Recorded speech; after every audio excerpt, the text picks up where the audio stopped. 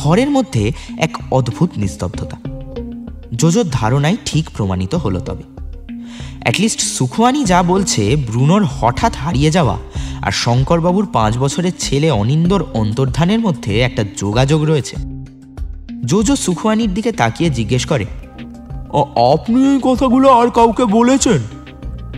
সুখোয়ানি অবাক হয়ে যায়, বলে, আর কাকে বলিব, আপনি তো ফার্স্ট এলেন। বাট বিলিভ মি ডিটেকটিভ, আমি আর কিছু জানি না এ বিষয়ে। জোজো কিছুক্ষণ চুপ করে থাকে, তারপর বলে, আপনি কি জানেন শঙ্করবাবুর ছেলে অনিন্দকে গত পরশু থেকে খুঁজে পাওয়া যাচ্ছে না? জোজোর এই কথায় যেন বিনা মেঘে বজ্রপাত হলো। সুখোয়ানি আকাশ থেকে পড়ল। হোয়াট? শঙ্করবাবুর ছেলেকে খুঁজে পাওয়া যাচ্ছে না? Like missing? জোজো ঠান্ডা গলায় উত্তর দেয়, ইয়েস মিস্টার সুখোয়ানি, আপনি জানতেন না? সুখোয়ানি ব্যস্ত হয়ে বলে, না, আমি তো এ বিষয়ে কিছু ভি জানি না। এবার জোজোর ওখানে সন্দেহ হয়। সুখোয়ানি লোকটা অদ্ভুত। একই পাড়ায় থাকে, এত পুলিশি তদন্ত হচ্ছে, সুখোয়ানি কিছুই জানে না নাকি মিথ্যে বলছে? জোজো প্রশ্ন করে, এইটা একটু স্ট্রেঞ্জ না? একই পাড়ায় এত কিছু ঘটে যাচ্ছে আর আপনি কিছুই জানতে পারছেন না। এটা কি বিশ্বাসযোগ্য? সুখোয়ানি কাঁদো কাঁদো মুখ করে বলে, বিলিভ মি ডিটেকটিভ, আমি সিরিয়াসলি কিছু জানি না। আমি তো পরশু দুপুরে বেরিয়েছিলাম, তারপর কাল রাতে ফিরছি। আমি কিছু জানি না।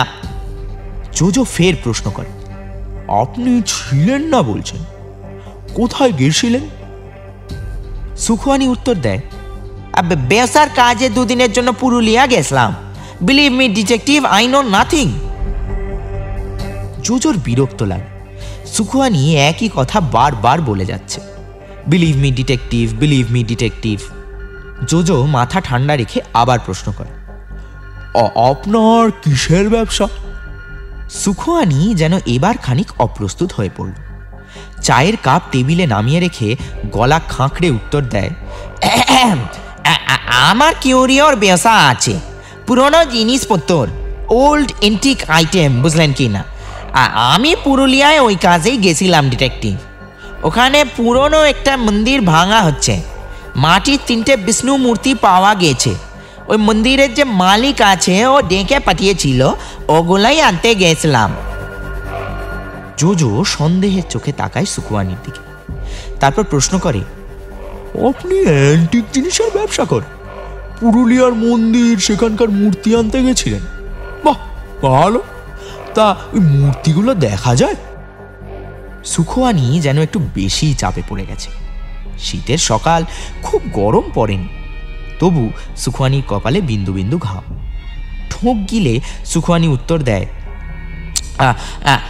হ্যাঁ, মূর্তি আনতে গেছিলাম, তবে একটা পাইন। মন্দিরের যে মালিক সে ছিল না। It was a waste of time. But detective বাবু, আপ আমাকে এসব প্রশ্ন কেন করিয়েছেন?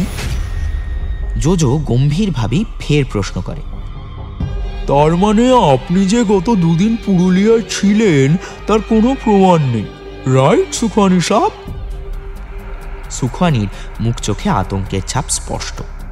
ব্যস্ত হয়ে উত্তর দেয়, না না, মানে আমি বুঝতে পারছি না আপনি এসব প্রশ্ন কেন করছেন। I have no connection to the case you are solving.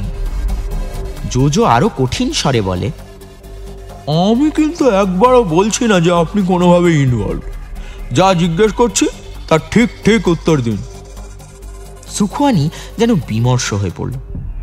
জোজোর সাথে কথার তর্কে জেতা যাবে না। সুখোয়ানি উত্তর দেয়, আমি একাই গেছিলাম Purulia, so there is no such proof, but Sukhwani থামে, কিছুক্ষণ চুপ থেকে তারপর বলে, but I have my tickets, ট্রেনের টিকিটস আছে, দেখবেন? জোজো মাথা নেড়ে বলে, না থাক, দেখাতে হবে না, কিন্তু আপনার এই যে অ্যান্টিক জিনিসপত্রের ব্যবসা, এটা কতদিন ধরে করছেন? সুখোয়ানি সঙ্গে সঙ্গে উত্তর দেয়, এটা আমার ফাদারের টাইমের ব্যবসা। My father started this.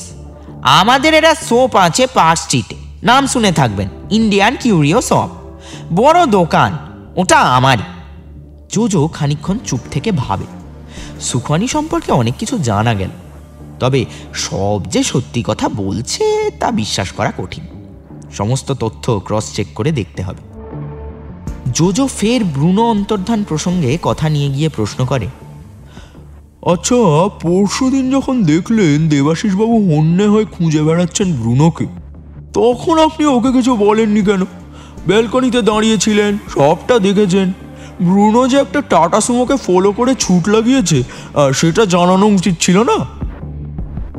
সুখওয়ানি মাথা নিচু করে বসে থাকে, তারপর মিনমিন করে বলে, আমি তো এই ব্যাপারটা অত সিরিয়াসলি নিইনি। শঙ্কর বাবুর ছেলেকে যে খুঁজে পাওয়া যাচ্ছে না সেটা তো আমি জানলাম, সেদিন তো বুঝিনি। অনিন্দ শঙ্কর বাবুর ছেলে নিজে থেকেই তো গাড়িতে উঠেছিল, ও যে কিডন্যাপ বা ওরম কিছু কেস তা তো বুঝিনি। আর to tell the truth detective বাবু, দেবাশিসকে আমি দু চোখে দেখতে পারি না। You don't know him, he is such a bad person. ও কারণে তোকে ঝামেলা করবে বহুত বুড়া আদমি আছে। তাছাড়া ওর পোষা কুকুর, ও ভি নোটোরিয়াস আছে, বহুত তং করতো। তাই আমি তো খুশি হয়েছিলাম বাবা কুকুর ভেঙেছে, এবার শান্তি আসবে পাড়ায়। তখন কি আর জানতাম ये इतना बड़ा केस हो যাবে। জোজো মন দিয়ে সবটা শোনে, আপাতত আর কিছু জানার নেই। সুখওয়ানি যে ভীষণ চাপে পড়েছে তা জোজো ভালোই ঠাউর করতে পারছে। জোজো চেয়েছিল এই চাপটাই সুখওয়ানিকে দিতে। সুখওয়ানি লোকটাও সুবিধার না, বিশাল বড় বাড়ি, তারপর আবার পুরনো জিনিসপত্রের কারবার, এর ভেতর কত 2 নম্বরই কেস রয়েছে তা কে জানে। জোজো মনে মনে ভাবে সুখওয়ানির উপর নজর রাখতে হবে। কিছুক্ষণ চারপাশ নিস্তব্ধ থাকার পর সুখওয়ানি জোজোর দিকে তাকিয়ে প্রশ্ন করে, ডিটেকটিভ বাবু, আমার কি কোনো বিপদ আছে? আমি কিন্তু সত্যি কিছু জানি না। ওই আবার কিছু জানি নার ভাঙা রেকর্ড শুরু হলো। জোজো বেশ চিন্তায় পড়েছে। রহস্যের জাল বহুদূর অবধি চলে গেছে তা বলাই বাহুল্য। জোজো কোনো উত্তর দিচ্ছে না দেখে সুখওয়ানি আবার বলে, ডিটেকটিভ বাবু, আমায় প্লিজ ফাঁসাবেন না। আমি সাদা সিধা আদমি আছি, কোনো ট্রাভেলে থাকি না। ও দেবাশিস আমার নামে কি বলেছে জানি না, বাট ডোন্ট বিলিভ হিম। আমি যা বলছি সব সত্যি বলছি, বিশ্বাস করুন। জোজো সুখওয়ানির দিকে তাকায়, তারপর বরফ শীতল কণ্ঠে বলে, সুখওয়ানি সাহেব, আমাকে কিন্তু এই কেসটা দেবাশিসবাবু নিজে সলভ করতে বলেছেন, সুতরাং উনি আমার মক্কেল। কে কি মিথ্যে বলছে, কে কি সত্যি বলছে, সেটা আমার উপর ছেড়ে দিন, আমি বুঝে নেব। আর আপনি যদি সত্যি কিছু করে না থাকেন তাহলে ভয় পাওয়ার কোনো কারণ নেই।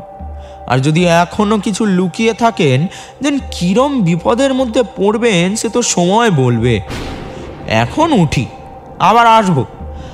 আপনার ফোন নম্বরটা আছে আমার কাছে, দরকার হলে আমি ফোন করে নেব। আর আরও যদি কিছু বলার থাকে আপনার, ফোন করে নেবেন। পুলিশ আপনার বাড়ির উপর নজর রাখছে, এইটা জেনে রাখুন। সুতরাং জোজো কথাটা শেষ করে না। সুখওয়ানির মুখটা শুকিয়ে আমসি হয়ে গেছে, চোখের কোণে 1-2 ফোঁটা জল জমেছে মনে হয়। তবে জোজো দৃঢ়ভাবে এই কথাগুলো জানিয়ে দেয় সুখওয়ানিকে। পুলিশ আসলে নজর রাখছে, তবে সুখওয়ানিকে একটু টাইট দেওয়া প্রয়োজন। ইন দি মিন টাইম সুখওয়ানি যা যা বলল তা ক্রস চেক করে নিতে পারবে। সুখওয়ানি সোফা ছেড়ে উঠে দাঁড়াতে পারে না। জোজো আর বেশি কথা না বাড়িয়ে বলে, আজ চললাম, আর দেখা হবে আশা করি। আর যেগুলো বললাম সেগুলো মাথায় রাখবেন। জোজো সোফা ছেড়ে উঠে শটান দরজা দিয়ে বাইরে বেরিয়ে আসে। বাইরে রোদ ঝলমল করছে। হিন্দুস্তান পার্কের এই পাড়াটা সকালবেলাতেও বেশ নির্জন, ফাঁকা। জোজো হাঁটতে শুরু করে। এই বেলা একবার ইন্সপেক্টর সান্যালের সাথে দেখা করে এলে হয়। সুখওয়ানি যা যা বলল তা সান্যালকে জানানো প্রয়োজন।